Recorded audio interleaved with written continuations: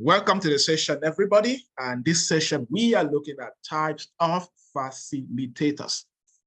And after this session, you should be able to know which type of facilitator are you. What is the best way that you can facilitate?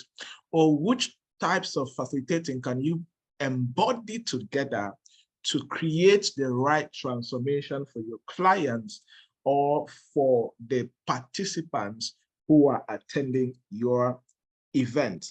Because we all need to understand this so we can do that. The first type of facilitator is neutral facilitator. Neutral facilitator. And one thing about facilitation and to an extent training is, as a facilitator, you're a guide. You are enabling people to function and to operate from a certain dimension.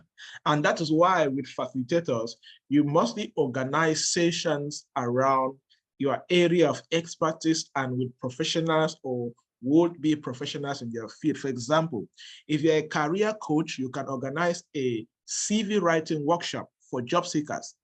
So these are people who want to learn how to write CVs for themselves. So you can organize a workshop, and the purpose of a workshop is to guide people to learn how to do something. That's the purpose of a workshop. So you now become a facilitator who is an expert in that thing, and you now guide people to do it. There are also some form of facilitators who are not experts in that stuff, but they can use a blueprint or a framework to guide people through a process. So the first type of a facilitator is neutral facilitator. When a neutral facilitator is leading a session, he or she does a lot of asking. You ask people a lot of questions with the focus on guiding the workshop process. And you steer people through a tricky agenda, make sure that everyone is heard and all issues are addressed, and you help reach a consensus, right? So you can facilitate like a meeting. Let's say, for example, I have been invited and paid several times to facilitate board meetings, because it's possible that CEOs may not know how to organize and lead board meetings. So there's a board president, there are board members, but my job is to ensure that the board meeting goes according to a standard board meeting and guide them to discuss and focus the discussions on the right things, and you can get paid. It's the same like one of you can be invited to facilitate a session with, let's say, the United Nations is meeting women in your community to do a research or have a session on gender-based violence. And they can hire you as a facilitator to facilitate that meeting between the United Nations staff and the local women. Since you have knowledge about the community, or you have some knowledge about gender-based violence and the United Nations work in that area, you can be the person who will facilitate that meeting, that session, that workshop, to ensure that the agenda is met and the real issues are addressed. You get a point? And also, a neutral facilitator, you can organize a session like, let's say, not only you, but a company. Like, for example, companies organize a session on innovative product design or a session on building a strategy for the next year, and I can go facilitate the session. And in that session, my focus is to guide the team to go through the process of building the strategy for the next year for their business. I am not there to teach them. I am not there to train. I am just there to facilitate the strategy development session. So just neutral, focus on asking a lot of questions, enabling people to think deep and all of that, okay? So you can also do a session. So many a times when I'm doing a workshop or anything, I always ask myself, so in this particular workshop, should I be more of a neutral facilitator or another form of facilitator? Okay, good. So this the first type. The second type is facilitative consultant. Yes, facilitative consultant. Facilitative consultant. Now, this consultant balances two things. You ask and you tell. You ask and you tell. Guiding the meeting process while making strong content contributions.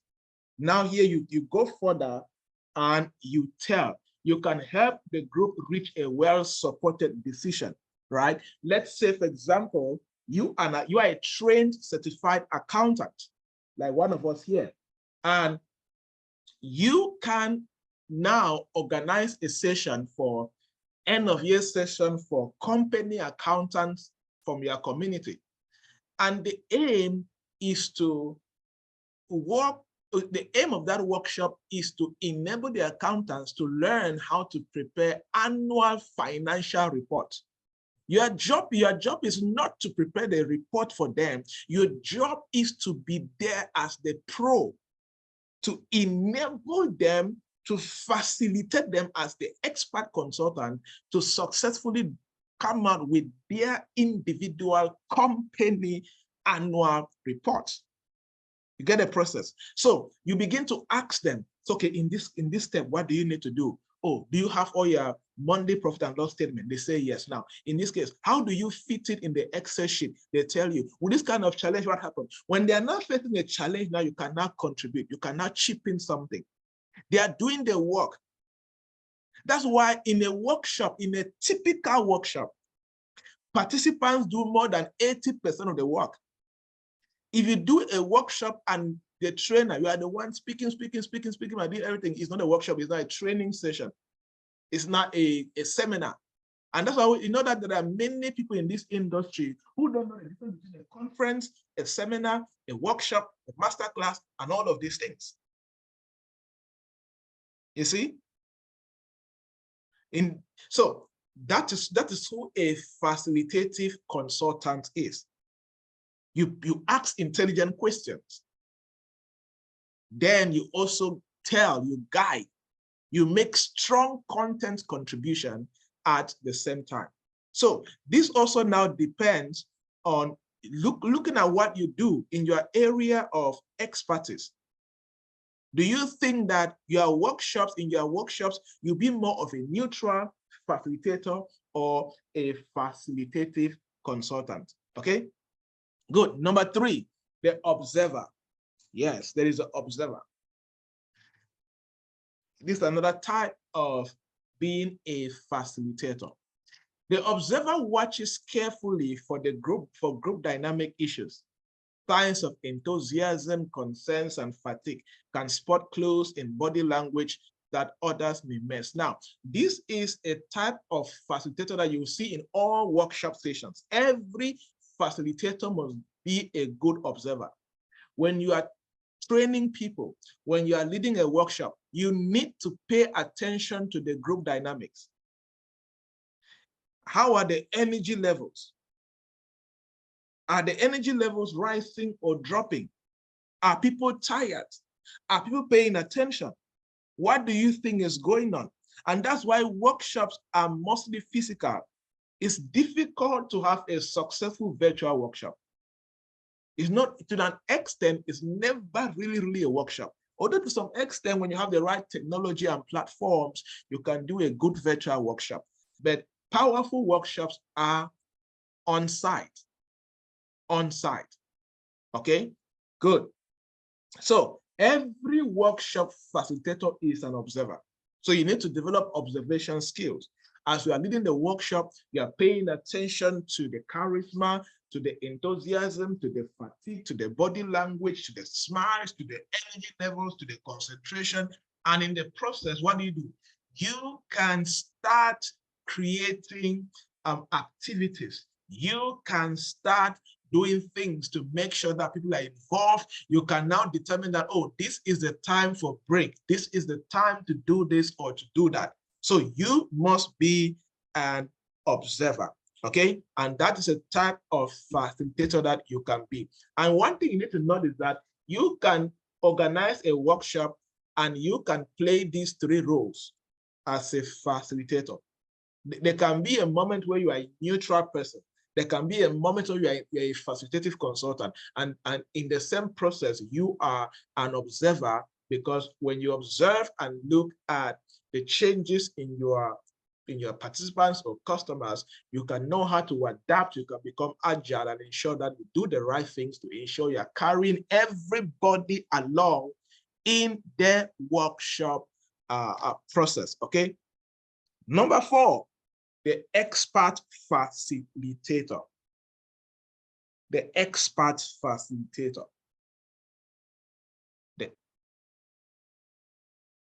With being the expert facilitator, as simple as you share knowledge-making content.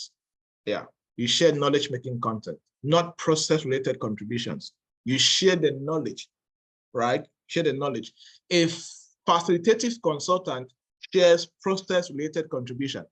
So it's also possible that if you organize a workshop, let's say you're doing a workshop as an accountant, a workshop as a real estate expert, a workshop as a career coach, whatever, you can decide and combine that in this particular workshop, you will wear the cap of a facilitative consultant and expert facilitator. So that when you do that, you now know that, okay, in this workshop, you will share deep knowledge. Like I like to do this a lot. Majority of my workshops, I combine these two a lot. And in the first part of my workshop, I focus on being the expert. I share a lot of deep knowledge about the things I want to teach about. Then the second part of the workshop, I now become a facilitative consultant, because I noticed that that's my best way of creating transformation. So, and that's one thing that you need to learn in your journey as a professional. Discover your style. Discover your best way of making things work, okay? In all the things I do, I know my best frameworks. So I always use them most often, okay? So you share here, you share knowledge-making content, but you are not focused on the process. Your job here is to open the group's eyes to new concepts and approaches. Like exactly this facilitators workshop certification program, I am doing purely expert facilitation. I'm focusing on the focus here is to share with you knowledge, open your eyes to concepts and approaches as far as becoming a professional facilitator is concerned. You get the concept? And these foundations are important to know, and this is what makes you professional. The way you, when you go out there, you begin to do things, you bring in some style and some, they just say that, no, this man is not guessworking. This lady is not guessworking. You know exactly what they're doing. You have a structure in mind. Okay, good. So you do that, and you are able to do. So again, as I said, you can combine the 4 types of facilitators and do your work. Okay, or you can combine 2, or you can do 1. It depends on the objectives and what you want to achieve. Okay, I can take questions now. Any questions about this? And before we take questions, I would like people to type in the chat box in order, based on what you do, based on what you do as a professional, in order of the types of facilitators I have indicated. Write in order how you would like to lead your workshops. Would you like to be more of a neutral facilitator, an expert facilitator, facilitative consultant, or observer? Just write in order. Let me see. Just write in the chat box. Write in the chat box. Let me see. How would you like to make this work?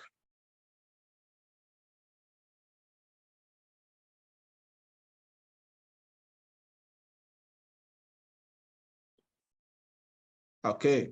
Somebody says expert facilitator. I'll allow you to put it in order. Don't just put 1. Yeah, we did 4. Okay. Expert, facilitative, observer. Good. All right. Yeah, that works definitely. Facilitative consultant, expert, observer. Good. Awesome. All right. one thing about knowing exactly the best type of facilitator that fits you is it also helps you to know how to design your training content. Yeah, many people don't know that. Like, for example, anytime I'm going to lead a workshop that I'll be focusing more on being a facilitative consultant, I hardly do a PowerPoint presentation. Yeah, I hardly do it because it's all inside of me. My job is to facilitate the session as an expert and help people go through the process.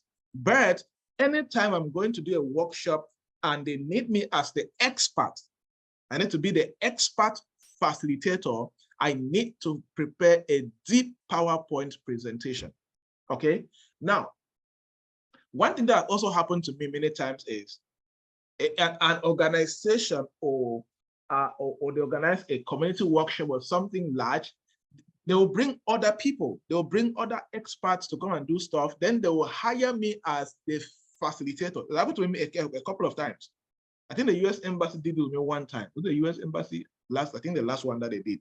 Where there were other trainers that they brought, but my job now was, on the last day, my job was to help all the participants to take all the knowledge from day one and day two and practically contextualize in their situation. So what they needed was facilitative consultants. So it's possible to see an event where there are keynote speakers, there are trainers, and then they will need an expert facilitator or a facilitative consultant to now lead a session. That anybody, the person who designed that program was definitely somebody who understands the industry very well. I was like, wow, I've not seen this happen a lot around here. You see, and the feedback from that particular program was amazing. Was amazing. Yeah. All right. Awesome, everybody. That's it. I'm happy to see that we understand exactly where we are. Okay, I see a hand up. Let me see. Yes, ask a question. You can unmute yourself. Ask a question. Thank you for the session, sir. My question goes, if is it the facilitator like me who determines the pace, like the type of session to have, or does it depend on the target group, or is it both?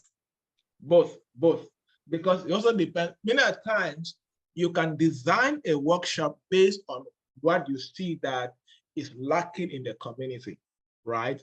And then from there now you now notice that, okay, the people that you want to train, let's say like you, for example, you want to do a session for accountants, and the kind of, if you are bringing accountants who are already working in companies, you know that target defines that. Or you can also do another session and you're targeting accountants, but they are still job seekers. Your job is, you just want to prepare them better on how to be real time, because there are guys who graduate from accounting schools and they don't have the real hands-on skill. And you want to do a workshop, 3 days, 4 days workshop session to provide hands-on skill on the things that they will do real time if they get a job. Now, that class now determines how you facilitate the session, right? Okay, all right, sir. Thank you. Awesome. Okay, that's the last question. Let us end the session and pick up the next one.